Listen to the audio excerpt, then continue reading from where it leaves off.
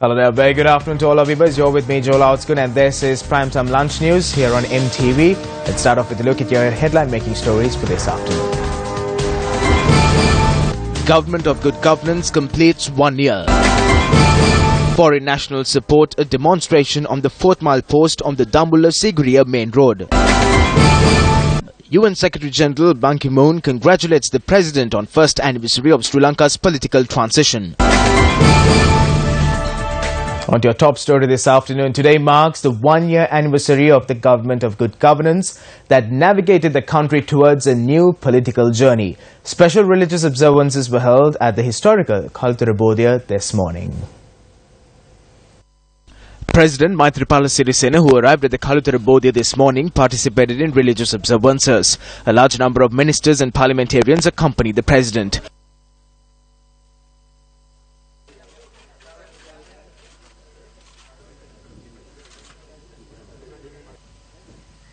Following the religious observances, President Sirisena planted a sandalwood sapling at the premises of the Kalutara Bodhiya.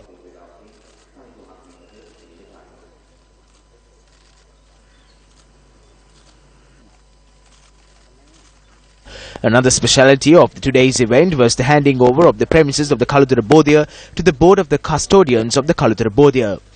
The handing over ceremony too was held under the auspices of President Maithripala Sirisena.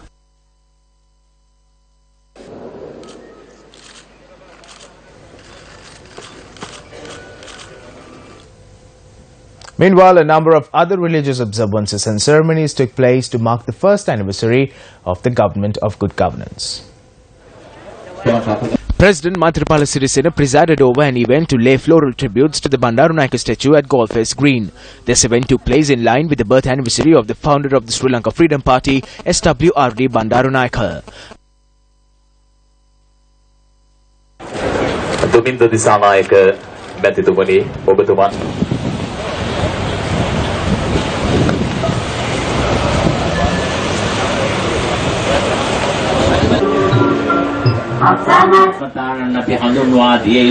Minister of Prison Reforms and Resettlement D.M. Swaminathan presided over a religious event this morning at Kovil in Kochikade. A tree sapling was planted at the premises of the Ministry of Finance under the auspices of Minister Ravi Karunanayake to mark the first year anniversary of the Government of Good Governance.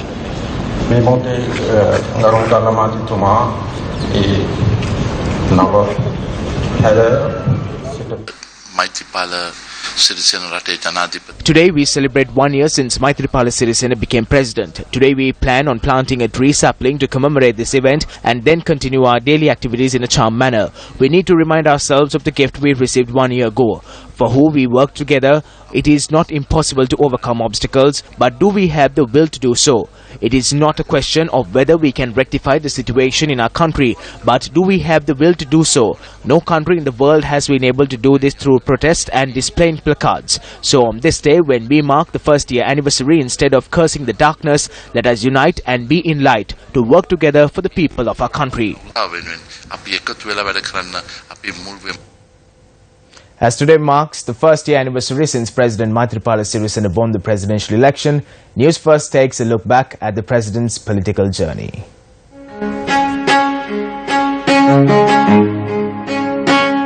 Pallewatta Gamalalage Maithripala Yapa Sirisena, born on the 3rd of September 1951, was conferred the title of the 7th Executive President of the Democratic Socialist Republic of Sri Lanka on the 8th of January 2015.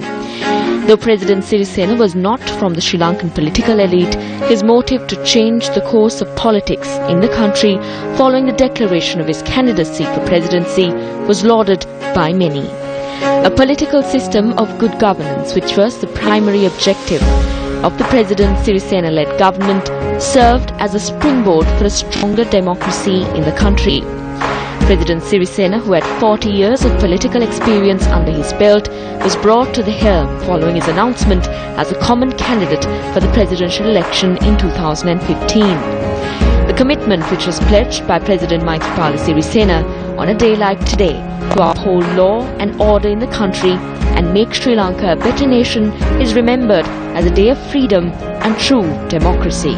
I assure you that, like the commitment I made on the 8th of January, I will dedicate my life to build our motherland, Sri Lanka, as a glorious nation.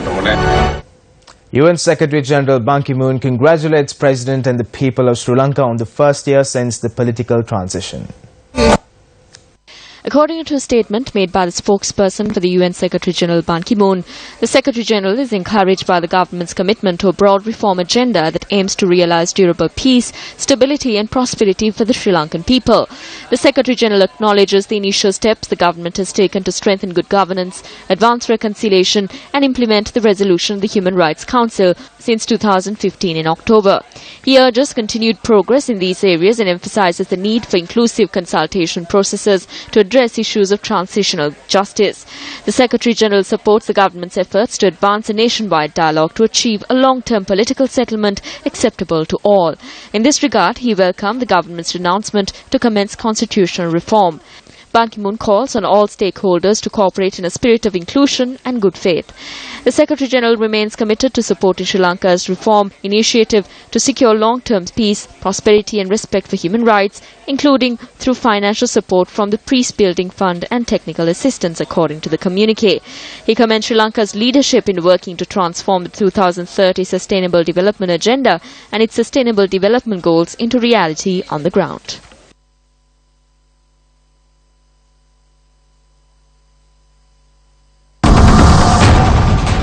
Unafraid of change. Humane leadership.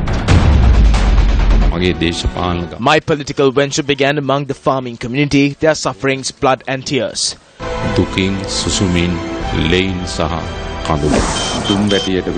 There's a national campaign against cigarettes and alcohol. Eventually the people elected me as the president of the country.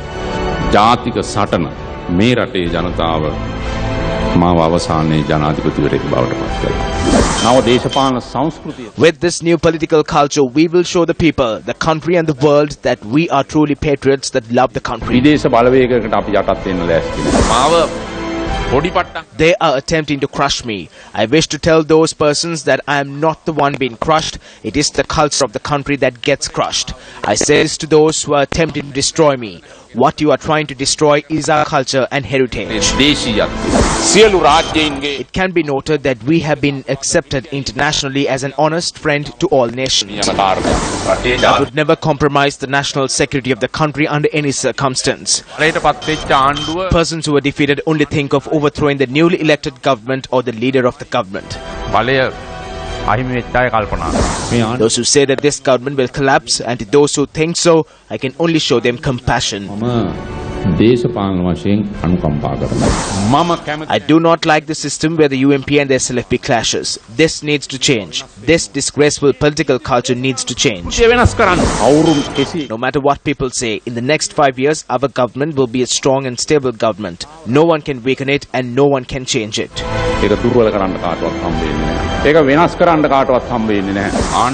If there is anyone in the government who is involved in fraud and corruption, I am ready to take any decision needed to remove them for the sake of protecting the integrity of the government. I personally believe that all of the president's powers must be transferred to parliament. If a politician is found to be involved in illegal drug peddling, the government will take all legal action, casting aside party affiliations and positions.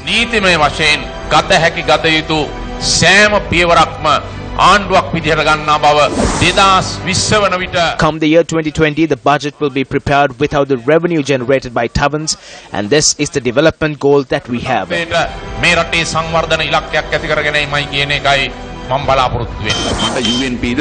If one commits wrong, I do not care if they are from the UMP or the SLFP or any other party. We cannot allow for environmental destruction. I assure you that, like the commitment I made on the 8th of January, I will dedicate my life to build our motherland, Sri Lanka, as a glorious nation. Sri Lanka bhumite praudavan eya bara ganna uhu shaktiman maitri nirbhay situhili tejavan ada karuna gunadam varnavat maitri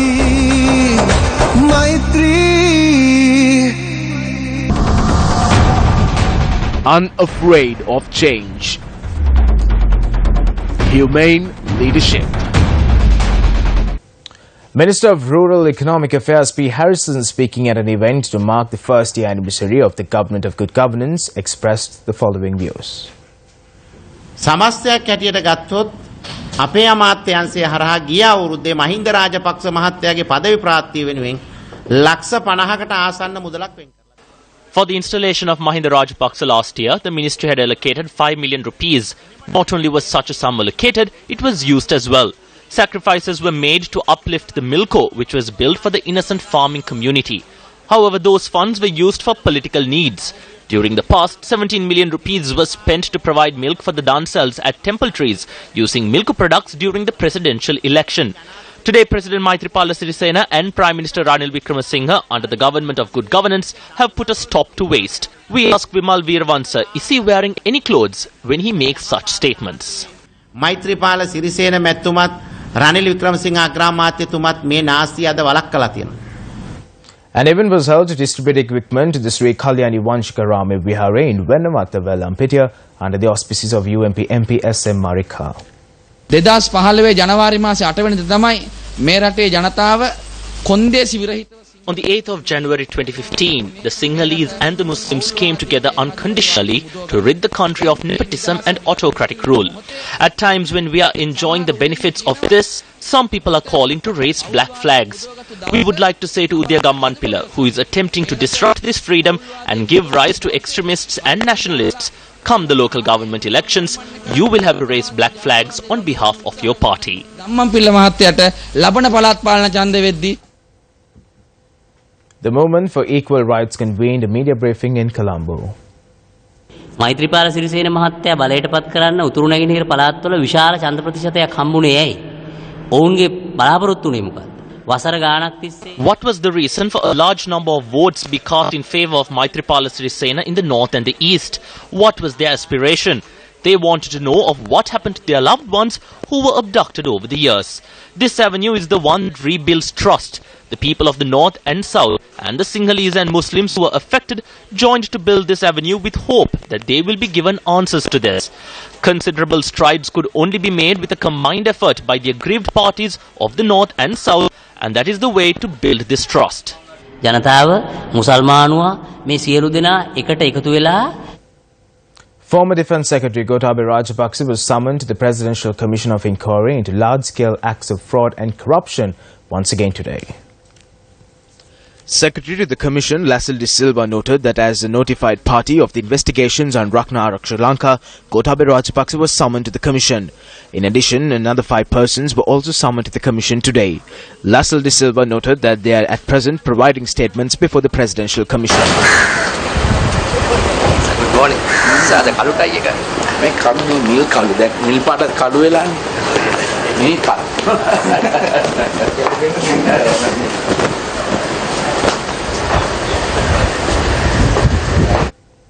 A demonstration obstructing the 4th Mile Post area on the Dambulla Seguria main road commenced this morning. The demonstrators pointed out that the illegal road located at the 4th Mile Post area and which had been in a neglected state for over a period of time had caused them severe discomfort. They demonstrated on the Dambulla Seguria road, citing that their request for a solution to this matter had fallen on deaf ears. A number of foreign nationals also joined hands with the demonstrators, understanding their plight. Central Provincial Councillor Tissa Bandaru arrived at the location and was accompanied by the Divisional Secretary of Dambulla, M.M. Balasuriya, and several others. Following a discussion, the Divisional Secretary said that the road will be renovated within a month.